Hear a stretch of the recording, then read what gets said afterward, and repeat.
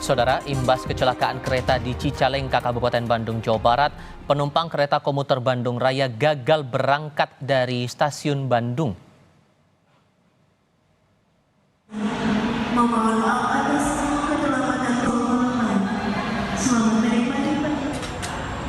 Anda sempat mendengar tadi permintaan maaf dari pihak PT KAI atas terjadinya gangguan kereta yang disampaikan kepada para penumpang di stasiun Bandung melalui pengeras suara. Para penumpang sebagian memilih tetap menunggu di stasiun, namun ada pula yang berangkat menggunakan moda transportasi lain menuju Ranca Ekek dan Cicalengka.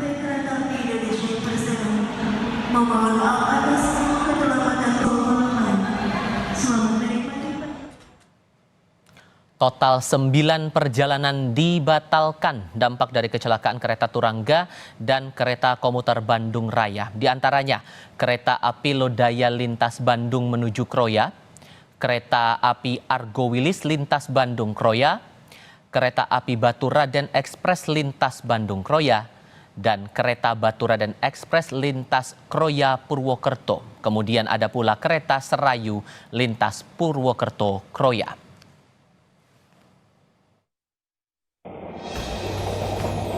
Tabrakan kereta Turangga dengan kereta Bandung Raya sempat terekam kamera pengawas milik warga.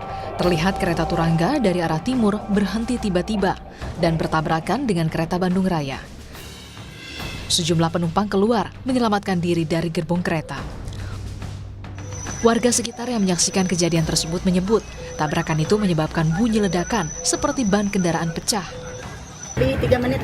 Jam 6 pagi ya? Ya, 6 pagi. Itu gimana Bu awalnya? Pas kejadiannya, saya mah kan lagi jalan di agak depan, agak jauh lah dari rumah. Pas kejadiannya, pas gerbong yang terakhir kedengaran suara kayak ban meletus. Ya, pas udah gitu teh, langsung saya mah jalan terus dan kereta kan masih maju juga. Posisi jam berapa itu Bu? Ada jam setengah 8. Oh baru ada banyak gitu di sini. Itu ada Ibu lihat nggak ada korban yang luka gitu yang dibawa? Ada. Akibat tabrakan, puluhan penumpang terluka dan 2 orang masinis serta 2 pegawai PT KAI tewas dalam kecelakaan. Saat tabrakan terjadi, kereta api Turangga membawa 287 penumpang dan kereta komuter lain Bandung Raya membawa 191 penumpang. Korban, 4 orang korban di pihak kami yaitu masinis dan saya masinis, petugas yang masih terjepit di dalam ada 4 orang. Ada korban juga yang luka ringan sebanyak 22, namun saat ini sudah pulang, tinggal 6 masih dirawat dan selebihnya penumpang alhamdulillah sudah bisa pulang ke rumah. Tadi yang ikut di kereta kita dari pagi ini adalah dari penumpang Turangga sekitar 246 penumpang dan di kereta komuter sekitar 191 penumpang. Kecelakaan kereta di Cicalengka tak hanya menimbulkan korban jiwa dan korban luka. Sejumlah perjalanan kereta api harus tertunda karena proses evakuasi gerbong kereta. Tim Liputan, Kompas TV.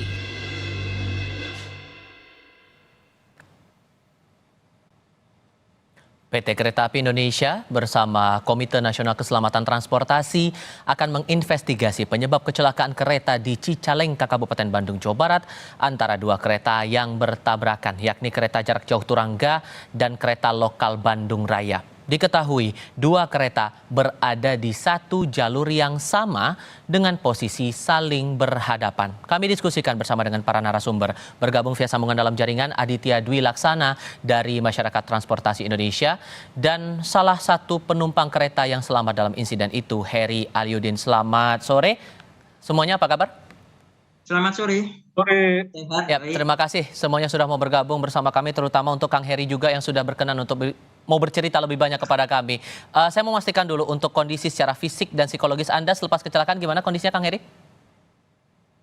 Ya, alhamdulillah saya dalam keadaan sehat, hanya ada luka sedikit di kaki, mungkin luka benturan, tapi ya sudah diobati tadi pagi oleh tim kesehatan dari PT KAI. Mungkin jalan agak sedikit nyeri lah, karena mungkin benturan itu. Oke, cerita lebih banyak Kang soal insiden atau detik-detik insiden itu.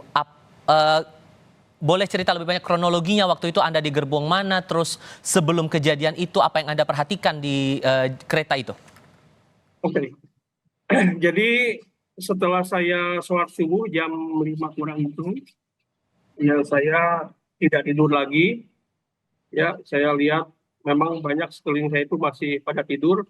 Ada juga yang bolak-balik, ada yang ke toilet, juga ada petugas dari cleaning service, ada juga dari petugas yang pramugari juga melawaran breakfast dan sebagainya. Nah, setelah nggak lama itu ada pramugara, dia menarik selimut, ya kita kan dibagi selimut secara gratis oleh pihak KAI. Petugasnya menarik selimut untuk dibereskan. Nah, tidak lama berselang dari situ, ya saya posisi masih terjaga, tidak tidur lagi, ya. Ya, setelah itu barulah terjadi benturan yang sangat keras. Jadi saya alhamdulillah posisi dalam keadaan siap, keadaan sadar, tidak tidur artinya. Jadi saya bisa menahan dengan tangan saya ke kursi. Jadi yang saya perhatikan itu yang masih tidur itu yang tiba-tiba terlempar dari kursinya, tapi masih di gerbong itu. Itu Anda posisinya di gerbong mana, di kursi mana, Kak? Saya di gerbong 3, kursi 12D. Oke, di dekat jendela ya? Pinggir jendela, betul, pinggir jendela. Saya lihat, nah sebelum kejadian tuh saya merasakan tuh ada rem mendadak, tiba-tiba secepat kilat langsung terdengar benturan yang sangat keras. Dan pada saat itu ya kondisi di gerbong saya terutama pada kaget itu kan, ada apa, ada yang nangis, ada yang memang mengeluh.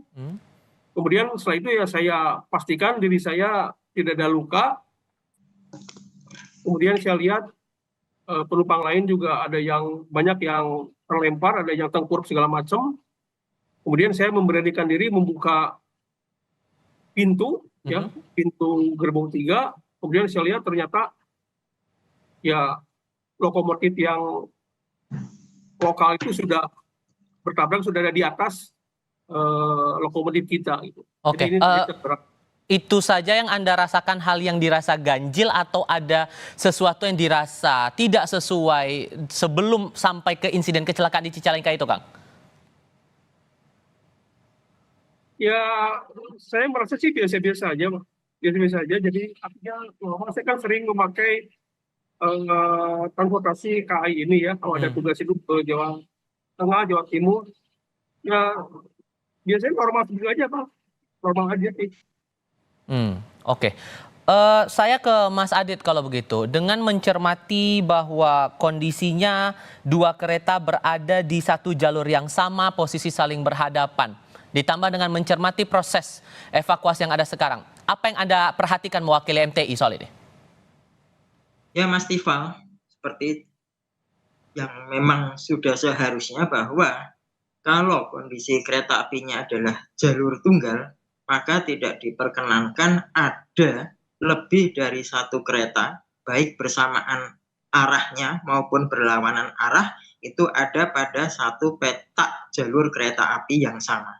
Karena artinya bisa dipastikan kalau ada kereta api yang berlawanan arah bisa terjadi tumburan, bisa juga ketika bersamaan arah bisa jadi kereta api yang belakang akan berpotensi menyundul kereta api yang ada di depannya. Sedangkan untuk jalur ganda sudah jelas bahwa kereta api dimungkinkan untuk bertemu berlawanan arah karena jalurnya ada ganda, tetapi tetap tidak dimungkinkan untuk satu kereta api yang sama berada lebih dari satu kereta berada pada jalur yang sama. Nah, kemudian kita melihat pada kejadian tadi pagi di mana ada tumburan antara kereta api Turangga dengan kereta api lokal Bandung Raya pada petak antara Haur-Bugur Cicalengka.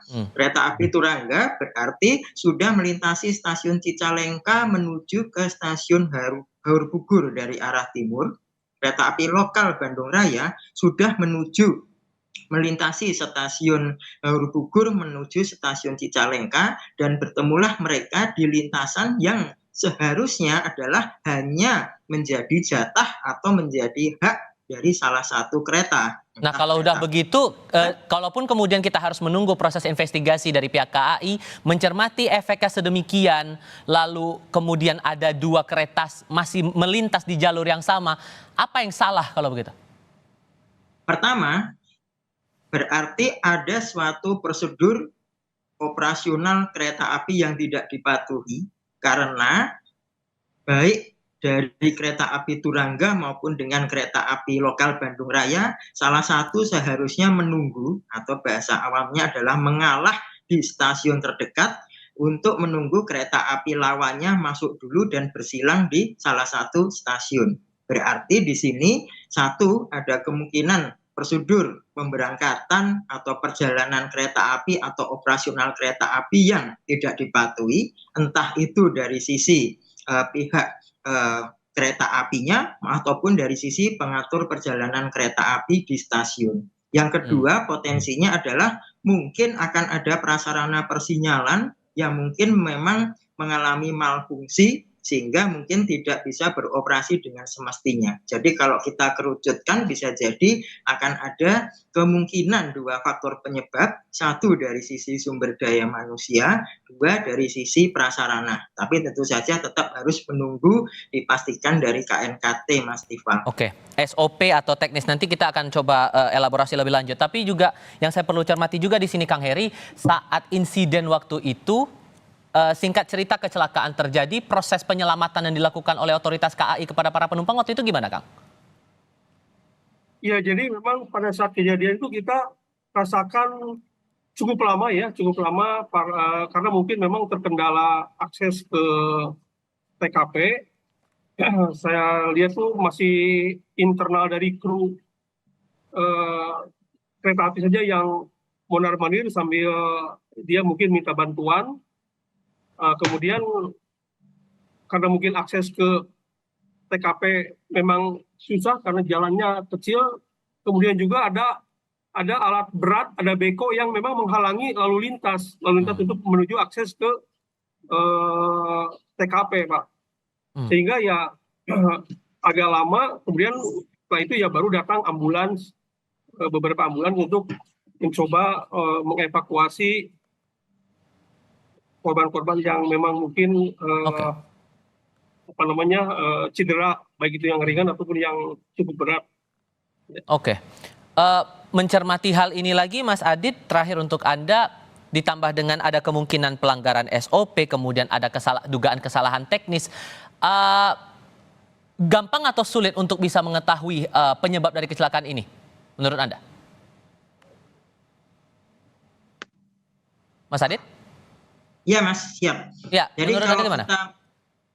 Jadi kembali lagi, Mas, kalau tadi kita melihatnya secara makro dulu, bahwa kereta api, kecelakaan kereta api atau kecelakaan transportasi, faktor esensial penyebabnya itu kita bisa kategorikan menjadi 1 sarana, yaitu kereta api dan lokomotifnya, 2 prasarana, bisa jalur kereta api, rel, persinyalan, kemudian yang ketiga dari sisi sumber daya manusia, yang keempat dari sisi manajemen, dan yang kelima dari sisi cuaca atau faktor alam. Kita bisa sementara ini mengesampingkan ya, Mas, dari sisi faktor alam misalnya, ataupun juga dari sisi sarana. Nah, karena ini sebetulnya sudah jelas bahwa seharusnya tidak ada 2 kereta yang sama di petak, 2 kereta di petak yang sama. Sehingga kalau mari kita kerucutkan adalah pertama faktor prasarana. Jalur kereta api antara Haur Bogor Cicalengka itu merupakan bagian dari jalur kereta api Bandung Cicalengka atau Kiara Condong Cicalengka yang sedang ada proyek untuk peningkatan menjadi jalur ganda. Dan juga ada proyek persinyalan. Mungkin salah satu faktornya adalah kemungkinan mungkin ada misalnya ya, ini misalnya saja ada faktor prasarana sehingga ada kabel yang entah terpotong, tercabut karena ada proyek di situ. Faktor berikutnya seperti saya sebutkan tadi, berarti ada suatu prosedur yang tidak dijalankan sesuai dengan yang ditentukan, sehingga sampai 2 kereta api itu salah satu tidak ditahan atau salah satu seharusnya tidak diberangkatkan, tapi ternyata keduanya diberangkatkan dan bertemu di satu titik. Oke. Kira-kira begitu, Mas. Indikator itulah yang perlunya dicermati oleh otoritas terkait untuk bisa mengetahui apa penyebab dari kecelakaan ini. Mas Adit dari Betul. MTI, terima kasih. Kang Heri juga semoga lekas pulih untuk kondisi fisik dan psikologisnya. Selamat sore semuanya. Terima kasih, selamat sore.